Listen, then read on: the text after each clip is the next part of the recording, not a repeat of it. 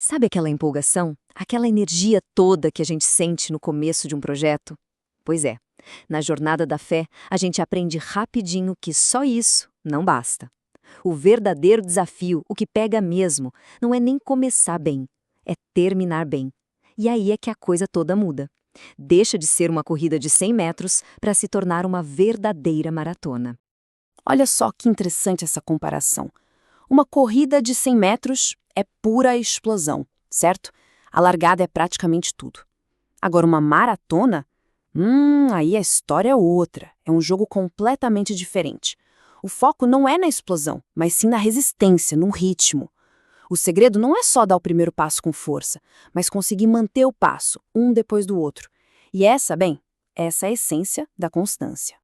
E olha, essa ideia de persistir, de continuar, isso não é nada novo, não é uma invenção nossa. Essa exortação lá em Coríntios para ser firme e constante é um pilar.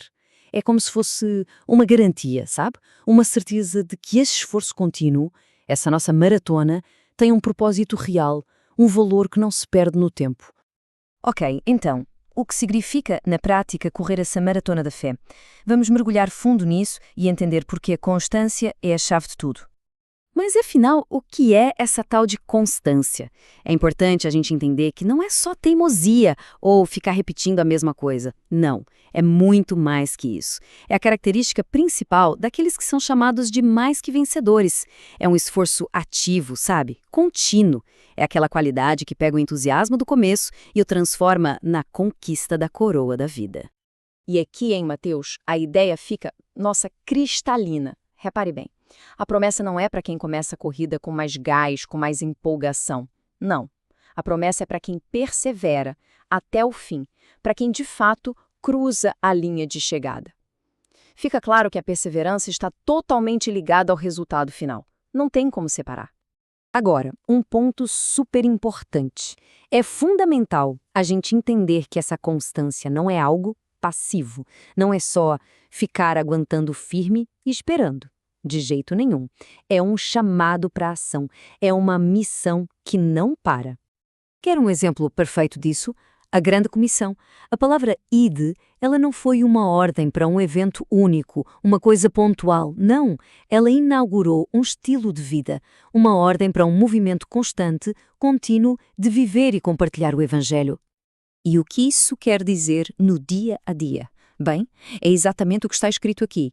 Estar pronto a tempo e fora de tempo. Isso é a constância em ação, na veia. Significa estar preparado, estar ativo. Não importa se as coisas estão fáceis ou difíceis, se o momento parece bom ou não. É um compromisso de 100%. Mas atenção, existe um alerta muito sério aqui. Ser constante é uma ferramenta poderosíssima. Só que ser constante na direção errada, isso pode ser um desastre. Vamos entender melhor esse perigo. A pergunta que fica é: dá para ser constante no caminho errado? Parece uma pergunta simples, né? Mas a resposta é um pouco assustadora. Sim, é totalmente possível. E o pior é que, quando a dedicação, a persistência estão no caminho errado, cada passo que parece ser para frente, na verdade está nos levando para mais longe do destino certo. Tem uma história real que aconteceu em Manaus que ilustra isso perfeitamente. Era sobre um líder de congregação, um cara conhecido por uma paixão que contagiava todo mundo, sabe? Um exemplo a ser seguido. Só que faltou vigilância. E toda aquela paixão, toda aquela constância que ele tinha, não foram suficientes para protegê-lo. Ele acabou caindo, voltando para a vida de antes.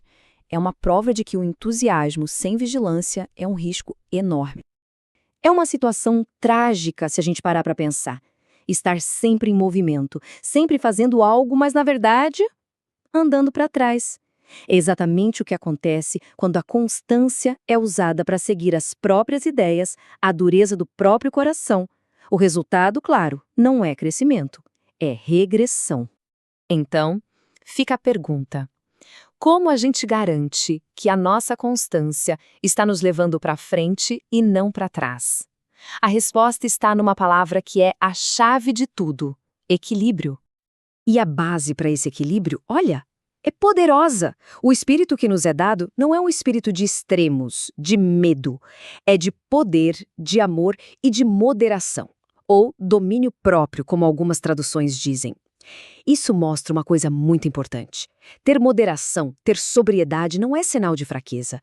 Pelo contrário, é a força que vem de Deus para sustentar a constância verdadeira. E como a gente coloca esse equilíbrio em prática? Bom, podemos pensar em 3 áreas principais. Primeiro, a espiritual. É se dedicar à oração, à palavra, claro, mas sem deixar de lado as outras áreas da vida. Depois, a emocional. É não deixar que um sentimento do momento, uma emoção passageira, tome as rédeas e decida o rumo da nossa maratona. E por fim, a área prática. É sobre organizar a vida de um jeito saudável, cuidando da família, do trabalho, do descanso. É um pacote completo. Ok, com essa base do equilíbrio bem estabelecida, vamos agora para os passos práticos. Como, de facto, a gente desenvolve uma constância que edifica?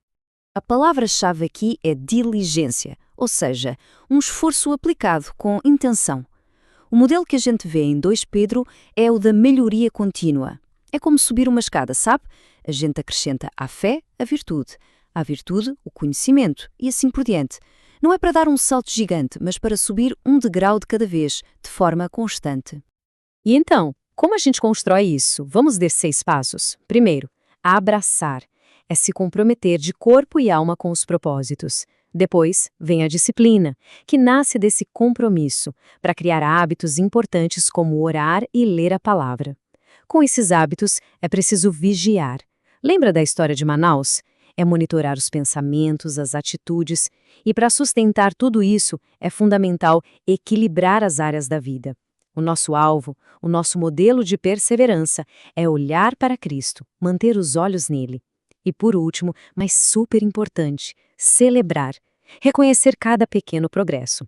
Afinal, constância tem a ver com consistência e não com velocidade. Depois de todo esse caminho de falar sobre esforço, sobre a maratona, qual é a certeza que fica? Agora, o foco muda um pouco. Sai do nosso esforço e vai para a promessa que nos espera lá na linha de chegada. Olha, vamos ser sinceros. A maratona é longa e cansa. Por isso esse encorajamento é tão essencial. É um chamado muito claro: não se cansem de fazer o bem, não desistam no meio do caminho, porque essa corrida, ela tem sim um final glorioso. E para fechar, talvez venha aqui a promessa mais tranquilizadora de todas. O sucesso dessa maratona, no final das contas, não depende só da nossa força, do nosso fôlego. Aquele que começou a boa obra em nós, ele garante que vai completá-la. A nossa constância, no fundo, é uma resposta à fidelidade dele. A gente sabe, a maratona é longa, mas ela sempre começa com um único passo. Depois de tudo isso que a gente explorou, da disciplina ao equilíbrio, a reflexão que fica é: qual é o primeiro passo, por menor que seja, que se pode dar hoje para correr essa maratona com mais constância? A resposta pode mudar tudo.